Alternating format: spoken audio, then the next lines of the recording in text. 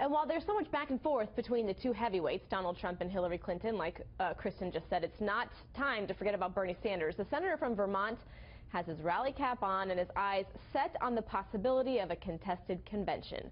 But can he get the attention of voters, specifically in important swing states that we talk about every election cycle? Let's bring in Larry Sabato. He is the director of the Center for Politics at the University of Virginia and, of course, the author of Sabato's Crystal Ball. Thank you so much for joining us, Larry.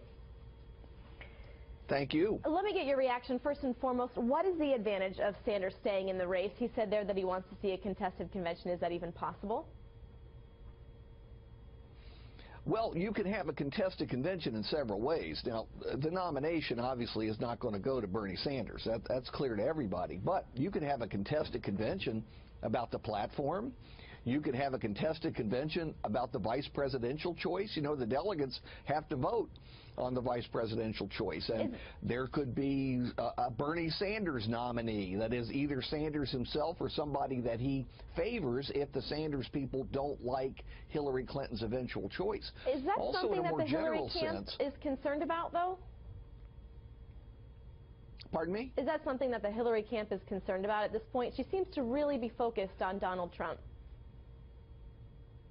Well, she's focused on Trump because the general election has begun, but she can't put the convention in her past, given the fact that there is still a Bernie Sanders candidacy. And by the way, who thought that the Republicans would resolve their nomination before the Democrats did theirs, given the fact that the Democratic candidate, the opposite to Hillary Clinton, did not appear in the beginning all that substantial. So that's actually an advantage that the Republicans have, at least temporarily, until we get through the primaries in June.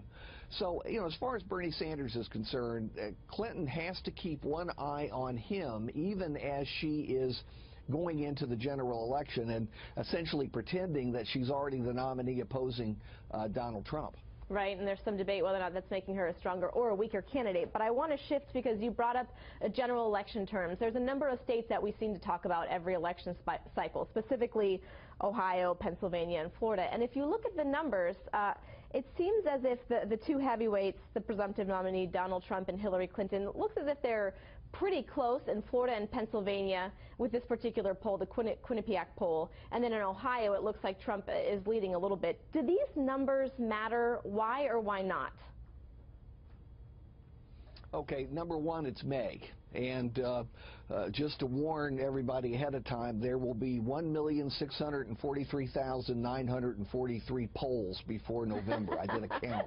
Just kidding. It's not quite that high, but we all know what's coming. And, you know, this is May. I don't pay that much attention to polls in May. But I'll tell you one thing that is significant about the Q polls and the other polls that we've seen.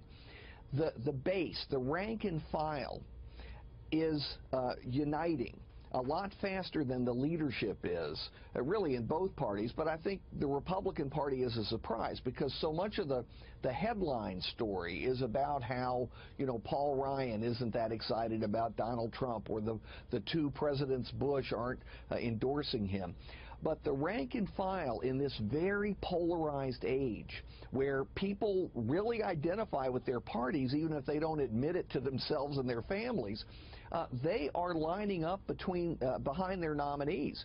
And so Trump actually is getting a very sizable portion of Republicans long before the convention. I think that's going to help define the general election. All right, Larry Sabato, thank you so much for joining us. And I'm sure once we get a number, another one of those 1.9 million polls, we'll find an excuse to have you on so you could break it down for us. We appreciate it. Thank you so much. Thanks so much. Thank you.